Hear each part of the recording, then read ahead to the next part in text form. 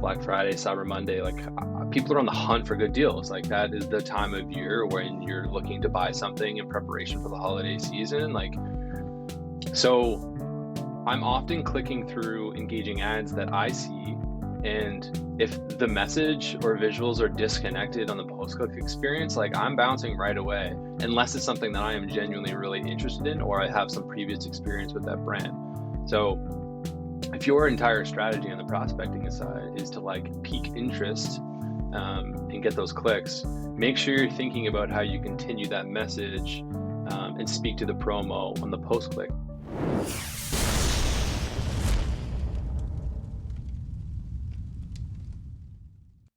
How did Canadian subscription brand Evive Nutrition take the States by storm?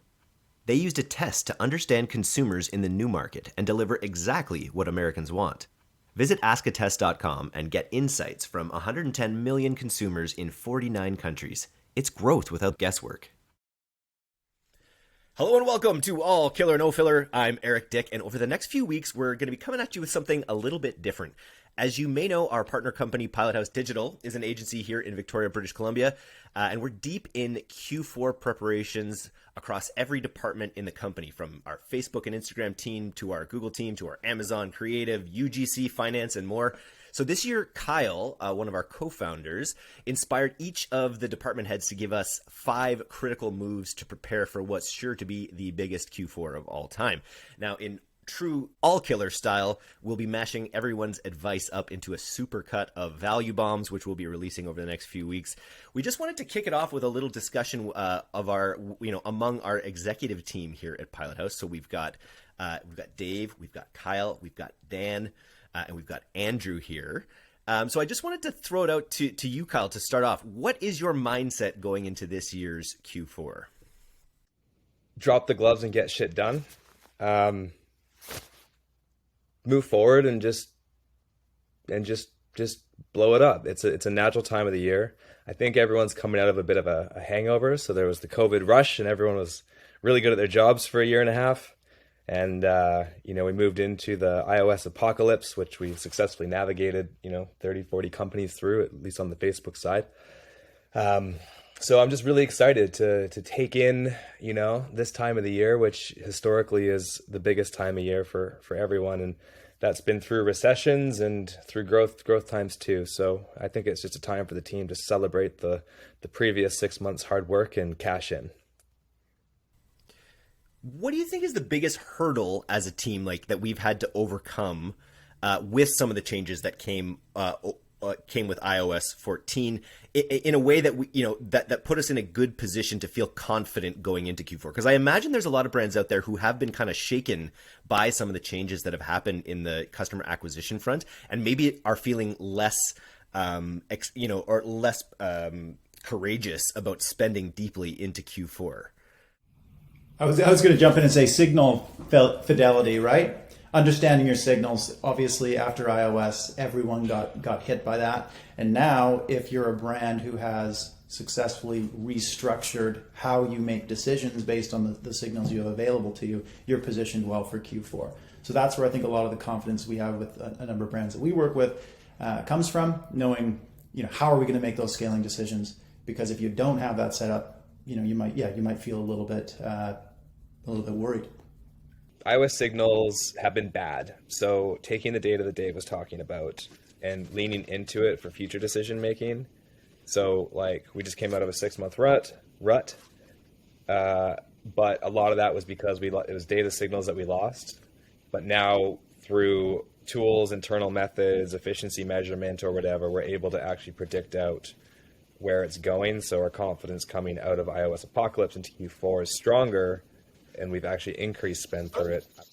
I mean, I think that what it's forced everyone to do, but us specifically, is build in that true alignment, which didn't, we thought existed before, but it was relying on on-platform data for the most part, and not looking at sources of truth, which now we're way more aligned. Our account teams understand what alignment means because they're going into the real business model of the client, top to bottom, and making sure that everything adds up. And so to Dave's point with the signals, it's they were always being used, but they weren't relied on as heavily because Facebook and these platforms made it so easy through their kind of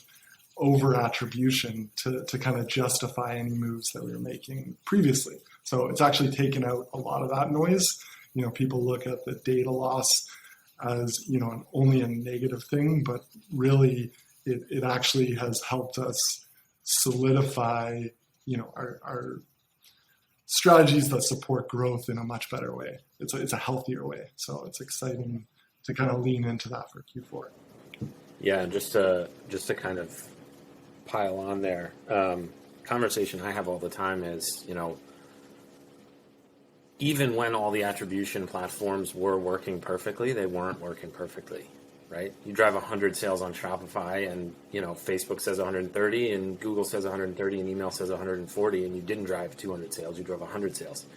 So by sort of identifying the source of truth, which is payment platforms that have actual purchase data, we are much more in line with what our clients want, and we're actually able to make more decisions based on driving their business forward versus decisions based on what we're getting from Facebook and Google and email attribution systems.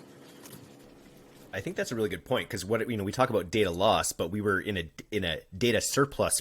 We're realizing now when the tide comes out that we were in a bit of a data surplus, standpoint when it comes to Facebook over attributing things as well. So in the light of day, we're all just facing a bright new dawn, which I'm very excited about.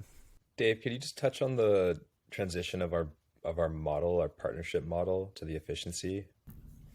Yeah, so instead of basing our performance incentives on platform return on ad spend, we've now moved to Shopify efficiency. So total marketing cost across all platforms. So through this, it's also been a unification of channels, Facebook, Google, TikTok, etc., and email, all now only drive, Dan, to your point, Shopify revenue. We then have to, as a bunch of marketers and operators of platforms, put our heads together to air out all the dirty laundry, right? Facebook, that's your one day view. Google, it's your branded search. Email, it's your same day, abandoned cart automation revenue. And when all those players come together and have a very constructive conversation to say where are each platform adding value, and therefore what share of the pie should they get, we've been able to have that conversation internally and with our partners to ultimately come to a deep alignment of saying, hey, okay, now that we've got that squared away, let's get out there and get more sales. And it's forged in reality. It's not forged in over calculation or anything. It's directly, where the sales come from. You're not over attributing. Do you get into fractional attribution? Do we ever get into things like fractional attribution? How do we handle assists in this environment? Yeah, so that's the magic, right? The magic is when two marketers can come to the same table and say, let's build a strategy that leverages each platform's capabilities. And we know that assists are a thing and they're important. So if you're going to, let's say, use Facebook's top of funnel leading into Google's shopping or branded search to actually connect those campaigns together so the value propositions are united, because we do a lot of testing on Facebook, and then we can connect the dots on Google. The team then shares the incentive from the brand, and they can just come to an agreement. We're big on meritocracy. We're big on autonomy. So those two marketers put their heads together and just say, you know what? I feel good about 60-40. How do you feel? I think that's fair. Done.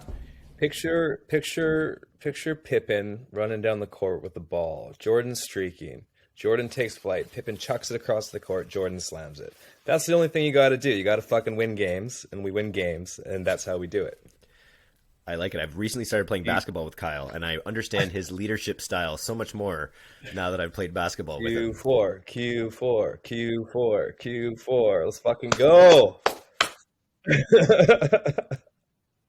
Are we thinking this is going to be like, has every Q4 been the biggest Q4 so far with the history of Pilothouse? Is that true?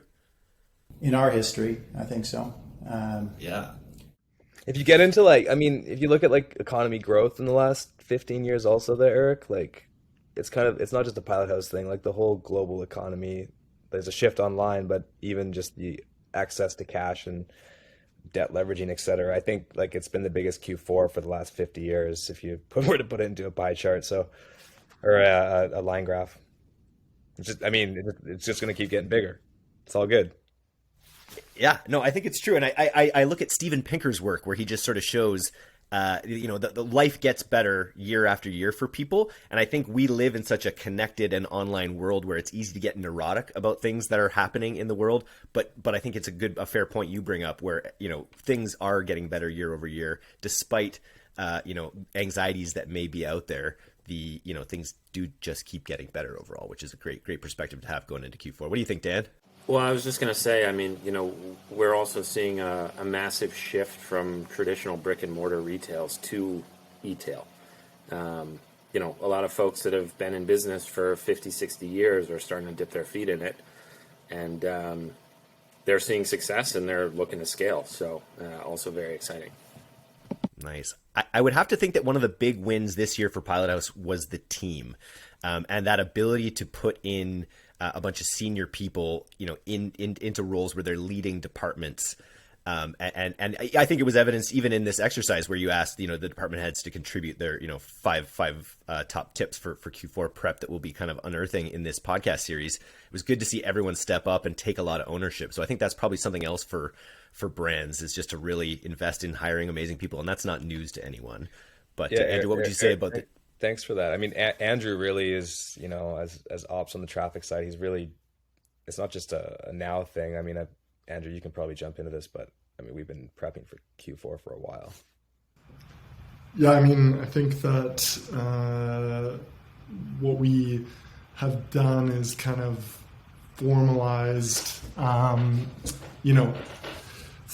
leadership style and kind of translated it through the different departments, the way that we were brought up, I guess, through affiliate marketing, through performance marketing, through getting scrappy.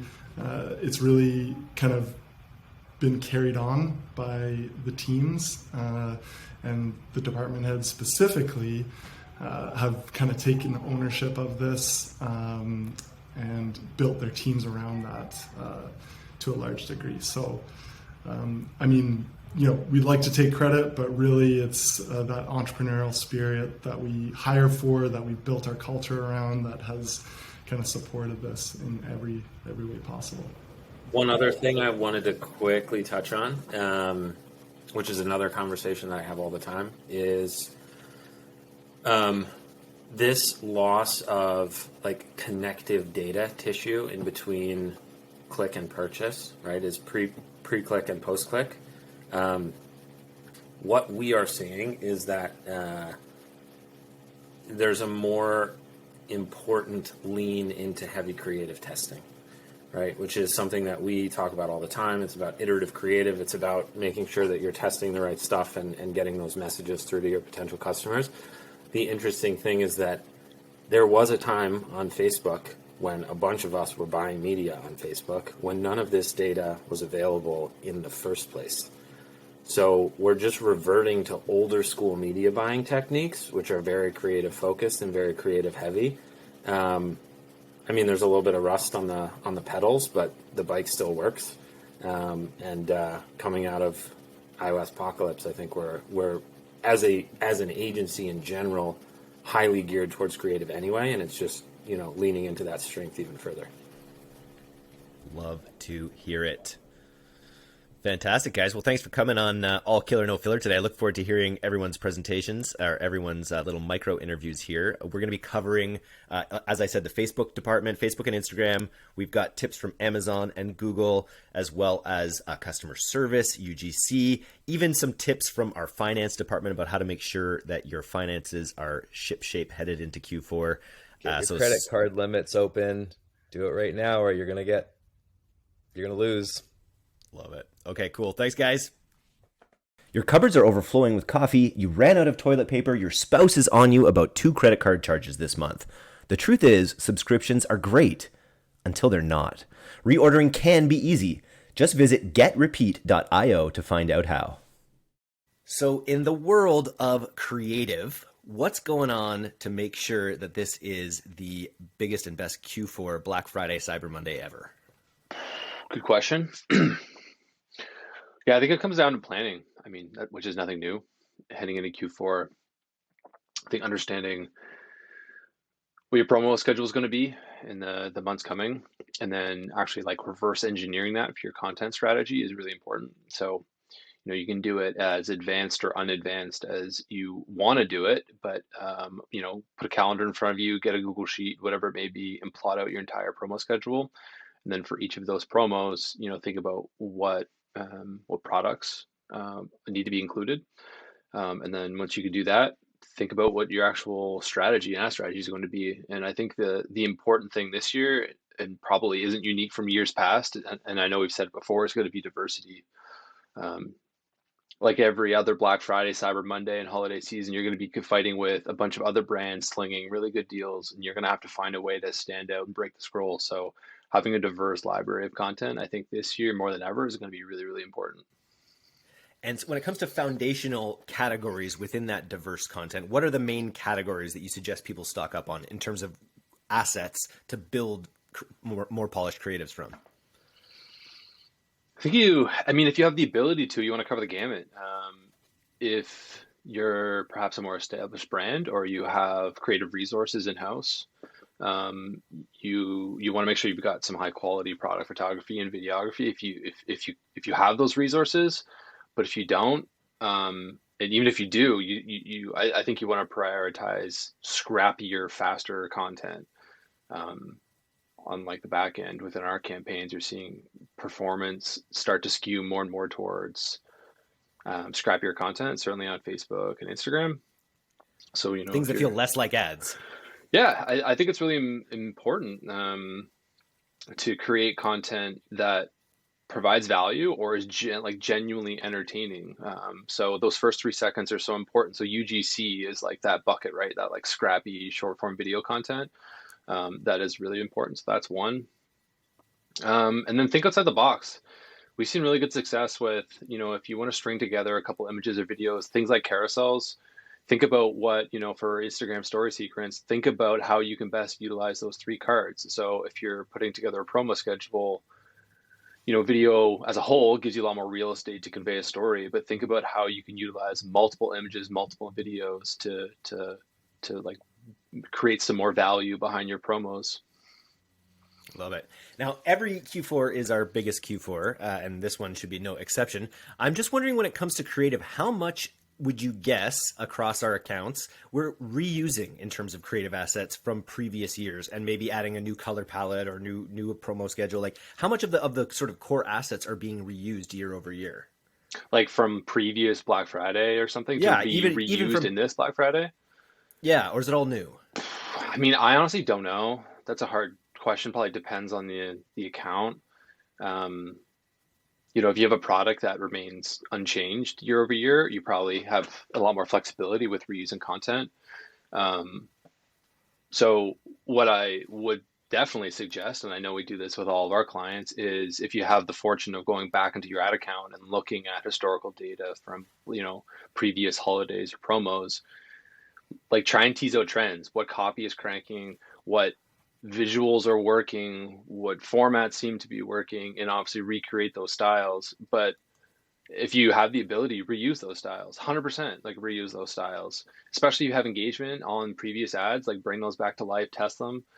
I know even outside of promos like Black Friday, Cyber Monday, we've brought old ads back to life. Our buyers do it all the time, and you see success. Not all the time, but certainly sometimes with old ads. So yeah, it's an easy hack for sure. Yeah. One of the hacks we were mentioning on the UGC side of things is sort of having that motion when you come into frame, sliding into frame, jumping into frame, falling into frame. You brought another point up that seems to be working well within those first 3 seconds of those kinds of scrappier videos.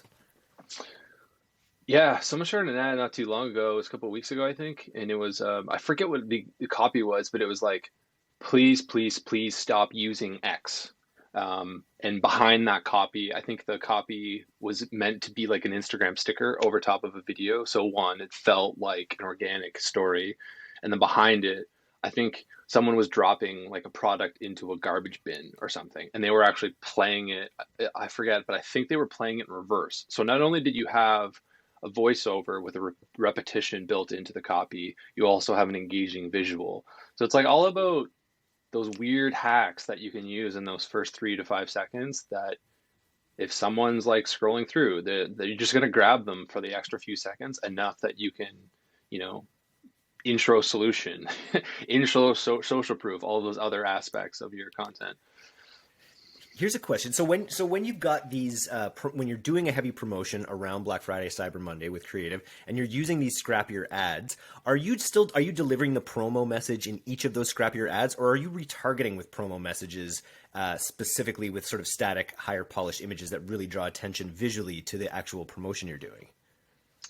Yeah, I mean, I think the real answer is test both, but like how we perceive our prospecting versus retargeting, you know, our ultimate motive for prospecting creative is grabbing people's attention, getting the click. And now obviously more important than ever because we've lost some signals in the back end on the remarketing side. So if you can think of ways to hack your creative to optimize towards clicks, that's super important. And then on the remarketing side, that is like where I think you have a really big opportunity to build trust and credibility with your audience. So kind of like if build more trust through that visual spectrum and provide more value in your content and try to like increase motivation, decrease friction with each piece of content that you put back in front of your audience. Totally. And then just as a final point, you know, we always talk about iteration on this podcast. What does that technically mean? You know, in terms of in terms of Black Friday, Cyber Monday, you know, like if you've got a very specific promotion that's got a time frame, like how many creatives are we talking about, you know, again, this is putting you on the spot to come up with an exact number, but how should people be thinking about the numbers of iterations they need per like sales event, for instance? It all comes down to like, if I was to approach this with a buyer and like hook up with like, you know, one of our buyers on a bigger account, it would ultimately come down to what our budget is for spend. But yeah, for each promo, like I would think about creating create however many high level buckets you can. So if like scrappy video is one, UGC is another, high polished content is another. Identify what those buckets are and kind of like where it fits into your comfort zone as like a scrappy spectrum, right? From like 10 being the most beautiful ad you've ever seen all the way through to 0. Create those buckets and then ride that spectrum. So get scrappy, get polished for each of them. And for us, that often like equates to, you know, dozens of pieces of content kind of ready to go in the hopper for these big Cyber Monday, you know, Black Friday promos. And then you want to design your team around that as well. So like if it is the polished stuff or if it is the UGC stuff, think about building systems in place. So if you see something working one day, you're not waiting, you know, a week of development time to have something ready to go back into the ad account on the next day to optimize performance. So I think it's like the creative itself is really important from an iterations perspective, but also thinking about what your resources are and your team layout is, whatever you want to call it, to be able to create the stuff to iterate off of. Because if it takes too long, then the iteration itself isn't important if it's a time sensitive promo. And then the final thing too, we've talked all about getting that click, and that's really what ads are about. It really is just about getting people to the page. And then also, what do you have to say about getting people's back ends or their post-click experience dialed in for maximum Q4 benefit? Yeah, so I mean, I don't have any data to back this up, but I know just from my own experience, like come Black Friday, Cyber Monday, like people are on the hunt for good deals. Like that is the time of year when you're looking to buy something in preparation for the holiday season. Like, so I'm often clicking through engaging ads that I see, and if the message or visuals are disconnected on the post-click experience, like I'm bouncing right away, unless it's something that I am genuinely really interested in or I have some previous experience with that brand.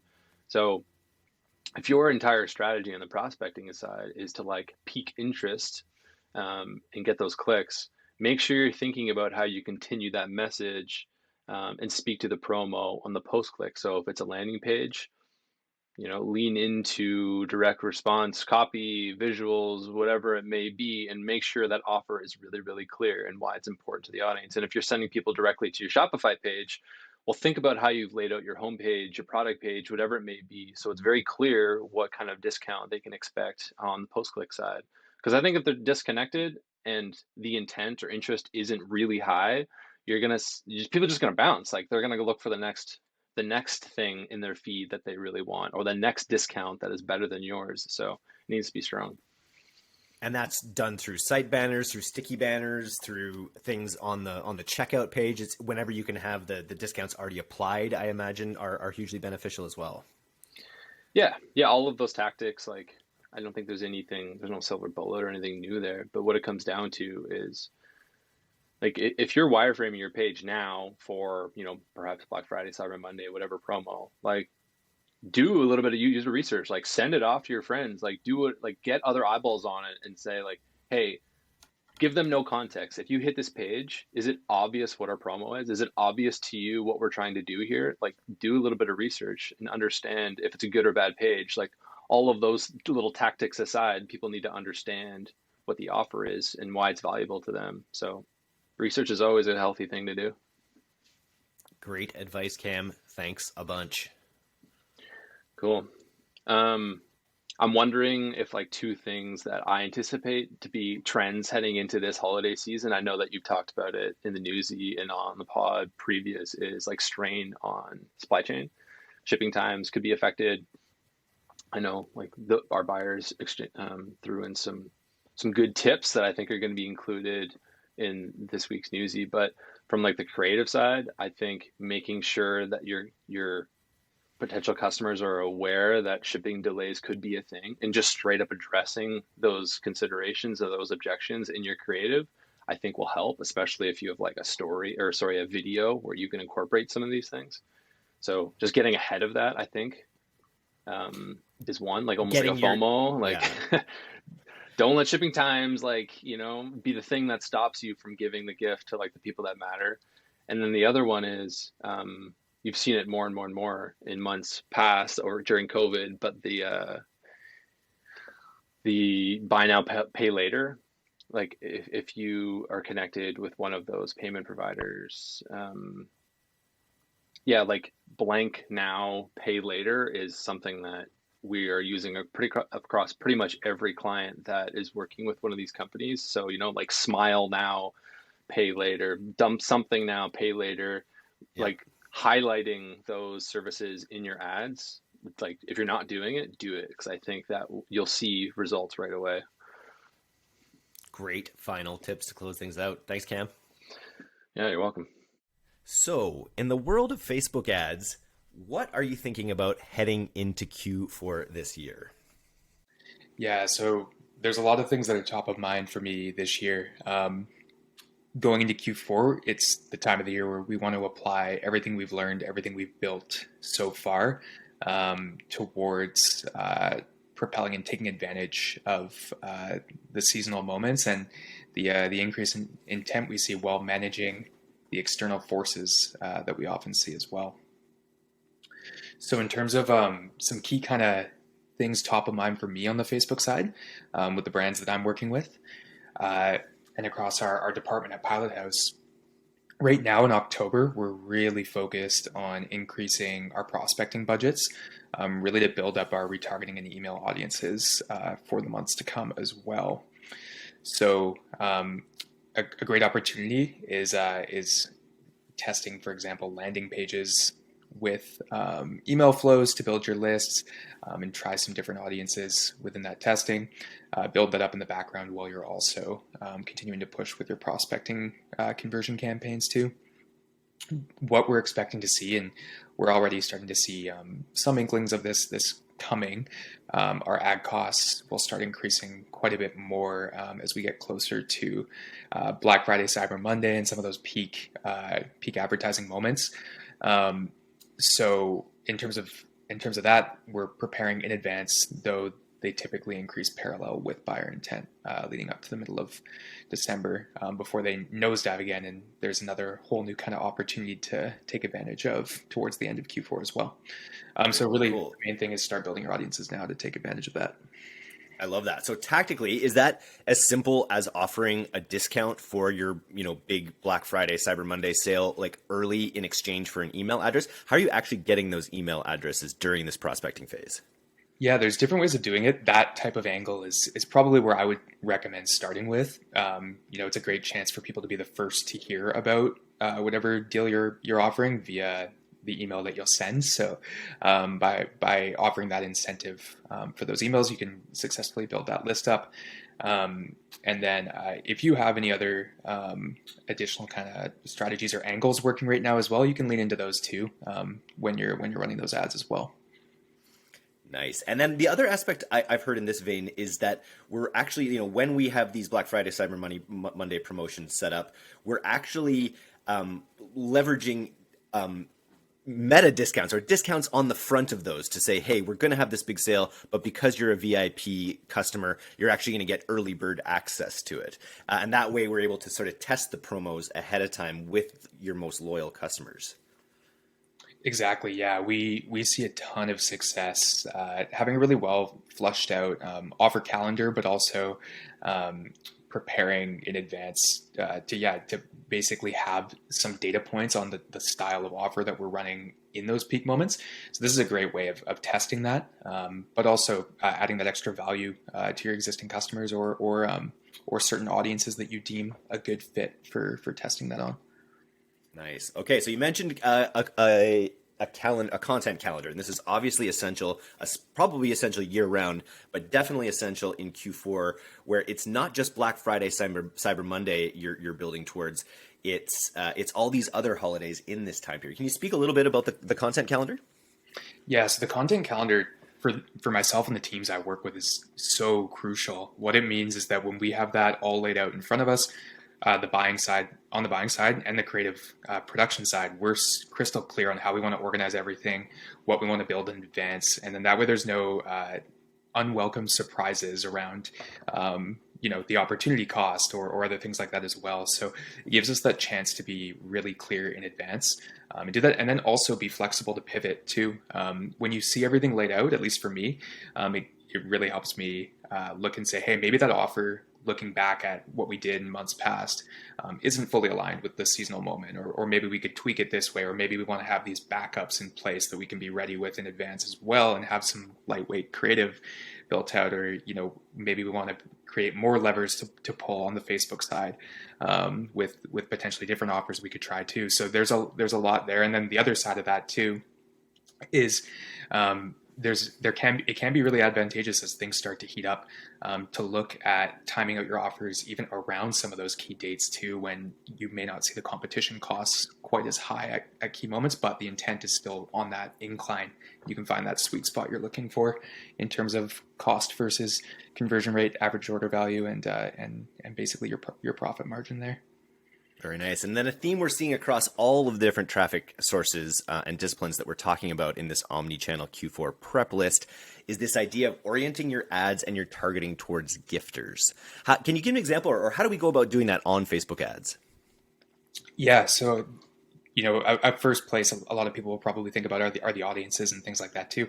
But a lot of people are going to be buying gifts coming up. So when you think about it, a lot of it is creating an offer or the content, as well as how we're approaching it heavily is focusing on the offer side that's really well tailored to gifting, but thinking about it at the different step of the funnel. Existing customers or previous purchasers are going to have a totally different brand experience than someone brand new to your funnel. So you're going to want that messaging to be different. And then on top of that too, you really want to make it easy for people to understand why it is such an amazing gift. So that comes into that messaging side and how that offer is structured as well. So we're looking at different opportunities, like what are top selling products, what's typically a second product purchase after a first product purchase that supports that lifetime value, maybe we look at bundling those together and then offering a deal based on that. So we're looking at a lot of different opportunities in that light as well. And then we're getting in early on testing it carefully to begin, knowing that gifting intent will likely ramp up as the quarter goes on. But just getting a sense of what those strongest offers could look like so that we're ready to push harder when the opportunity really shows itself, which depending on different patterns too, sometimes we do see traffic costs rise quite a bit in that home stretch coming out of Black Friday as well into early December when the gifting season really heats up and we're getting close to shipping deadlines and things like that. So it's really good to have that flushed out and be ready to take advantage of that in retargeting in particular come December as well. Love it. And then the other thing that this makes me think of was a quote that I had from a friend of mine, Eric Taz, who runs Shine On, which is a print-on-demand jewelry company. And his rule of thumb for all of their sellers is if you can make a customer cry, they're going to buy. And so sentimentality, and I think especially this year when families are coming together, they may not have been as much togetherness. I feel like this is a big year for sentimentality as well in your ads and in your angles. Would you agree? I would agree 100%. Yeah, it's a huge reason too why we're looking at gifting more than previous years as well. More people being around together and that just being such an integral part of spending the holidays together. So yeah, I would agree. Nice. And then from just a technical standpoint, we're just a day removed here from the day the lights went out on Facebook ads. And I'm wondering, are we seeing how has the performance and, how did that downtime affect campaigns? Yeah, it's pretty interesting. So, the biggest fear we had during that day, which was a scary day, it's actually pretty funny. I was getting text messages from loved ones trying to make sure I was okay, knowing that was down and knowing the nature of the work that I do. But yeah, when we were watching during that day, the first thought was, are all of our budgets now going to try to spend all our campaigns are going to try to spend their daily budgets in full when we noticed they weren't spending during the outage, or when everything came back on and we saw they hadn't spent immediately.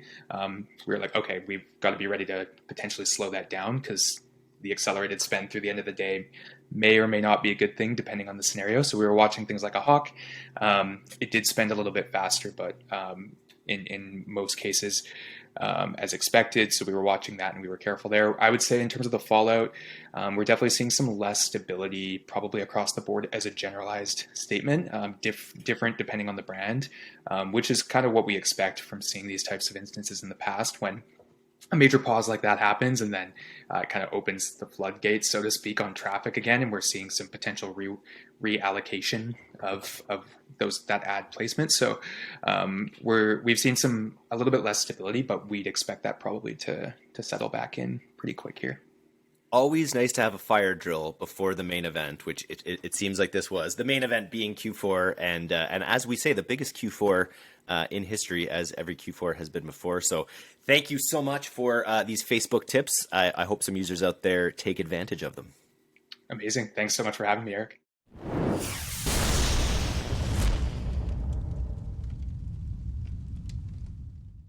Thanks so much for listening to today's episode.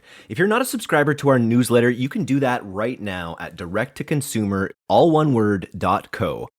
I'm Eric Dick, and this has been the D2C Podcast. We'll see you next time.